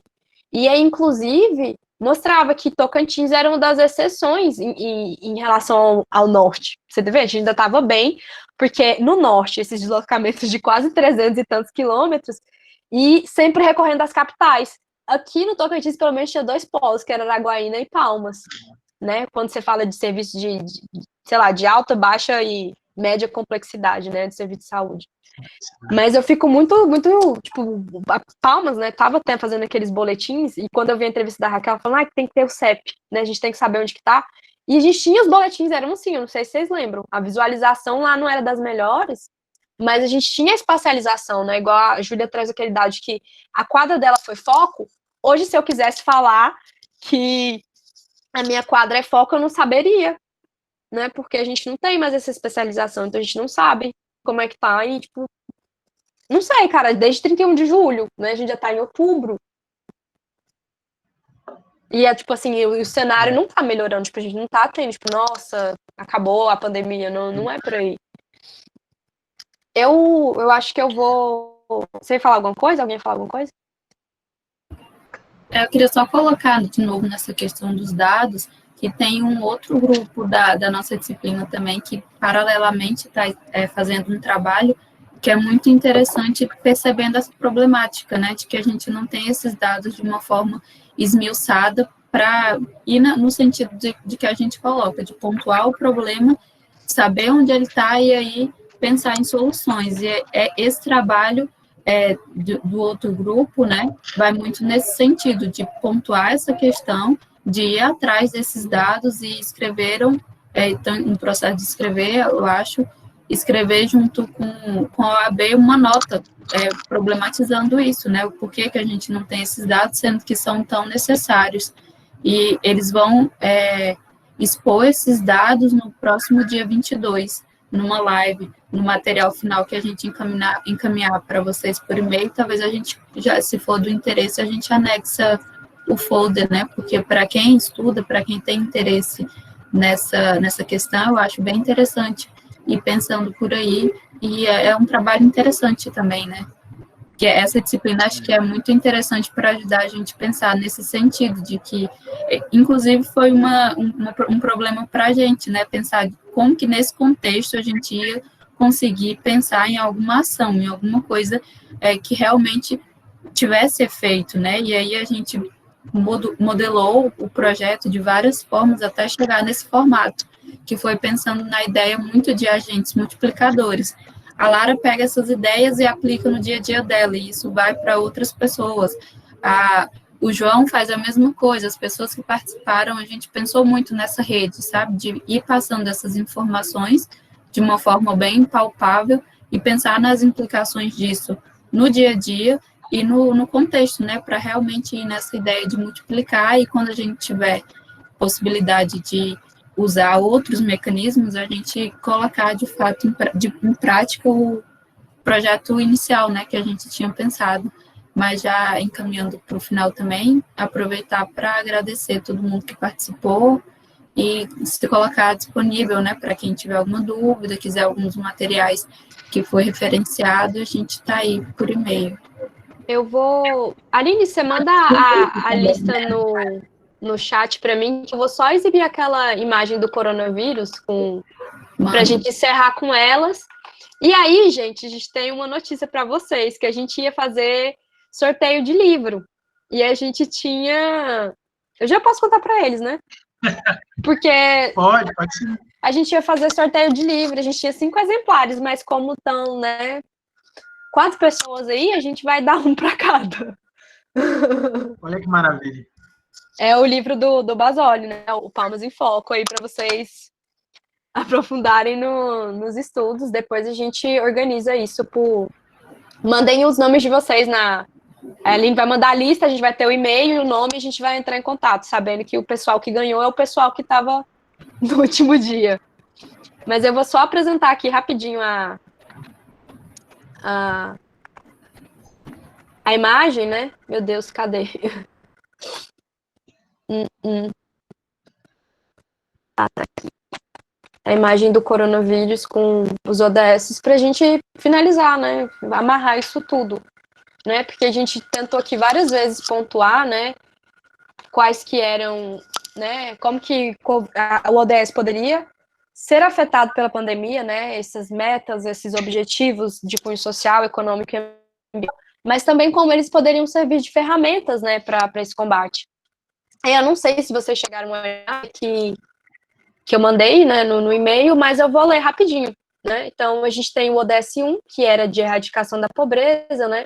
Então, a gente pensa que nesse momento da pandemia, a perda de renda, né, vai levar vários segmentos da população, né, enfim, a vulnerabilidade, né, a famílias a ficarem abaixo da linha de pobreza.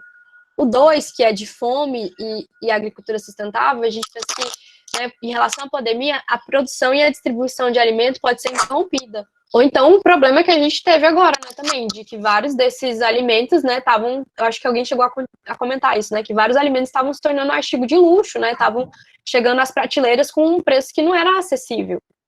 O terceiro, que é de bem-estar, né, acaba que isso não tem nem muito o que comentar, porque ele é um que fala de saúde, né, então a gente tem efeitos aí nesses indicadores de saúde. O quarto é sobre as escolas estarem fechadas, né? E o aprendizado remoto acaba que ele não funciona para algumas pessoas. E se você for pensar isso das escolas fechadas, a gente volta também lá no 2, a gente comentou isso da merenda, e a gente vai para o 5 também, de como que as mulheres estão em casa, né? E sobrecarregadas, às vezes, com os filhos. E aí a questão também dos ganhos, já falando do 5, né, dos ganhos econômicos das mulheres estarem em riscos, né, a gente viu que as mulheres e os negros estão entre os mais afetados pela recessão econômica, assim também como os níveis de violência doméstica, né, que nesse momento aumentaram. E a informação também final que eu trouxe, né, que 70% das trabalhadoras de saúde e assistência social são mulheres, então as mulheres estão mais expostas ao Covid aí, na linha de frente. O 6, que é acesso à água potável e saneamento, porque a gente, né, tem essa recomendação mais simples e básica, que é lavar a mão, a gente sabe que não é acessível para todo mundo. Então, a interrupção no fornecimento desse acesso a essa água, né, e a questão das contas também, por um tempo ficou, né, não podia cortar o serviço, né, por inadimplência, se a pessoa não pagasse, não podia, mas agora, enfim.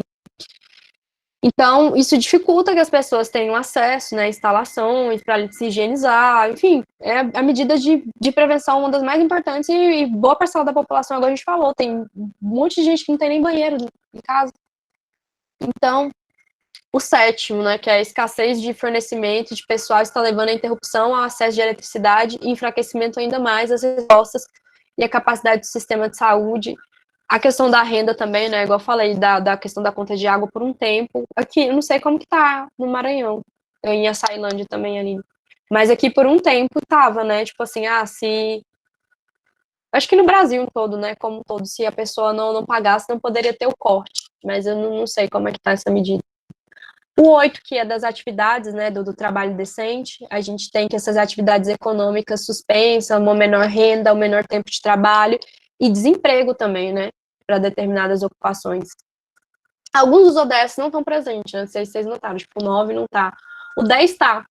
E ele tá ali sem nada escrito, né, que é a redução das desigualdades, mas tem um monte de setinha sendo puxada para ele, né, do 4, do 5, do 8 e do 11, que foi um dos que a gente acabou focando hoje também, né, que a gente vê, ele tá falando de população vivendo em favela e periferia, né, mas eu prefiro mostrar que como o território também pode ser um fator de risco, né, então, porque aqui tá falando de alta densidade populacional, né, e eu falei que às vezes não só isso é um problema em si, né. Mas, enfim, e a falta de saneamento também. O 13, né, que dos compromissos de reduzir a ação climática. E aí coloca aqui que menos emissões de gás estufa, né, com a diminuição da produção das atividades de transporte, com a diminuição dos carros, mas tem uma pesquisinha da Fiocruz que fala que isso não é verdade para o Brasil, né, porque a gente está passando por um processo aí de muitas queimadas, e, enfim, para o restante do mundo pode ter sido verdade, mas aqui não. E o 16, né, que conflitos evitam medidas eficazes para lutar contra a Covid, né, aqueles em áreas de conflitos estão mais suscetíveis a sofrerem os efeitos devastadores da perda pelo Covid. Tem um texto, aí eu não vou lembrar, é daquele autor do Homo Deus, eu não sei o nome dele, eu acho que ele é israelense, que ele fala que no combate ao coronavírus faltam líderes, né, para a humanidade. E ele fala muito dessa desunião, sabe? A gente está vendo um monte de vacina com nacionalidade. Então, para onde que isso vai levar a gente, né? Então, o ODS 17, de parcerias e meios de implementação. A gente tinha que ampliar essa reação, né, negativa contra a globalização, mas também destacar essa importância da cooperação, né, gente? Da cooperação internacional em saúde pública. A gente sabe que isso, né, não se deu da forma mais harmoniosa. A gente, né, eu não sei se vocês acompanharam notícias, né, mas essa disputa aí, minha vacina, a nossa vacina, a vacina russa, a vacina chinesa, a vacina, né, com nacionalidade. Eu acho que é bem por aí. Eu vou parar aqui a apresentação. Pode ser. Gostaria de compartilhar aqui um pouquinho. Tava lendo o que mandaram no chat.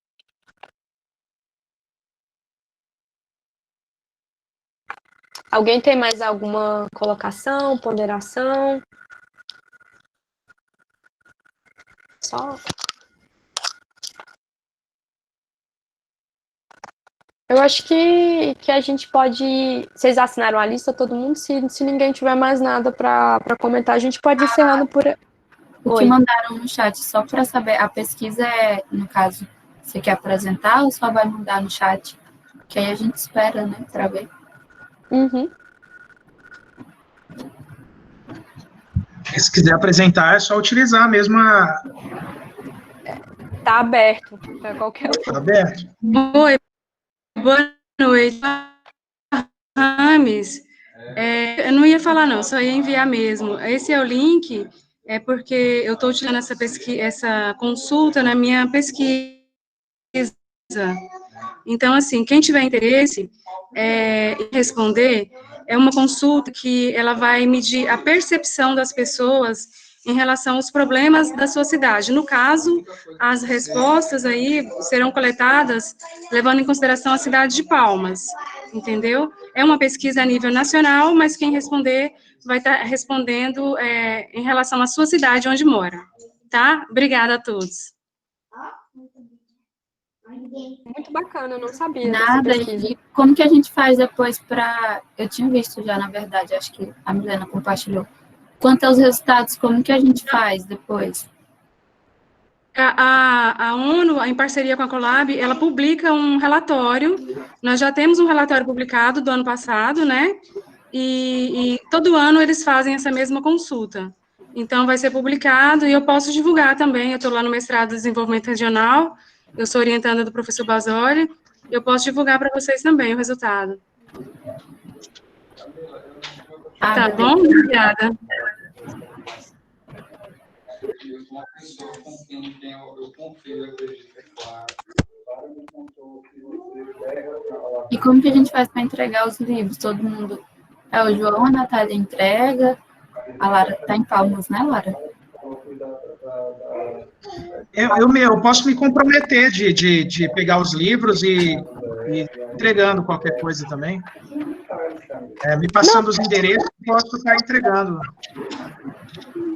Desde que esteja em Palmas, claro, né? Não, vocês colocaram, né, assinaram a lista de presença, eu mando e-mail para vocês, para eu pegar o endereço direitinho, e aí repasso para o Arthur. Eu não sei também para combinar dia, essas coisas, eu repasso para eles o contato de vocês para combinar o dia de entregar os livros, mas é vocês que ganharam, porque a gente ia fazer sorteio, gente, eu pesquisei plataforma de sorteio para fazer aqui, online, lá e tal, espelhar, bem mas não precisou. Mas no mais eu quero só agradecer a mesmo. Natália queria fazer um sorteiozinho à la blogueira, né? Pegando papelzinho de live e tal, mas não vai dar. Acho que vocês vão ganhar diretamente. Olha que maravilha. Pois no mais eu queria agradecer. A gente ia passar um vídeo, mas a gente acabou optando por, né, cortar o vídeo da coisa por conta da experiência que a gente teve aqui na plataforma, né, dos vídeos travando. Mas qualquer coisa eu mando para vocês também por e-mail. Enfim, assim, a nível de quem tiver interesse, né, em assistir, era um vídeo falando sobre as pessoas, né, discutindo um pouco isso que a gente viu, de respostas únicas. Eu vou mandar. Não, eu vou mandar e-mail de todo mundo que eu tiver, eu vou mandar. E a pessoa, se quiser ler ou não. Mas a outra coisa é que aí semana que vem a gente manda o material para vocês também das nossas apresentações, né? Os slides. E um formuláriozinho só para, tipo, opinião de vocês, né? Sobre. Mas é só semana que vem que a gente vai enviar para que vocês respondam e ajudem a gente, né, nesse processo de autoavaliação também. Mas o mais é isso. Muito, muito obrigada. Bem, eu também gostaria de agradecer, foram 3 dias aí muito, muito excelentes, né, com muito aprendizado, né, espero que vocês tenham gostado. Nós estávamos passando informação, mas também recebendo de vocês, então é excelente essa comunicação, e fico agradecido por essa experiência e pela presença de vocês. E como a Natália mesmo disse, na próxima semana nós vamos estar enviando uma espécie de formuláriozinho, né, uma espécie de feedback para a gente. Isso vai ser bem bacana, se vocês puderem responder, porque nós vamos utilizar como relatório para a gente, então, para a nossa disciplina vai ser importante. E é isso, pessoal, muito obrigado pelo tempo dedicado. Eu sei que não é fácil para todo mundo, mas agradeço de verdade pelo interesse de vocês e pela participação. Muito obrigado. Eu queria só reiterar também, acho que principalmente numa sexta-feira, né, agradecer o tempo dedicado, assim, acho que foi um espaço de debate bem interessante, pelo menos para mim, espero que tenha sido para vocês também, e é só isso, só agradecer mesmo, e até mais. Até mais, obrigado pelo evento. Boa noite para todo mundo. Boa noite, pessoal. Boa noite, pessoal. Qualquer dúvida, qualquer pergunta que tiverem, por favor, mandem e-mail para a Natália ou para a gente, e a gente vai tentar responder. Obrigado. Tchau, tchau. Boa noite.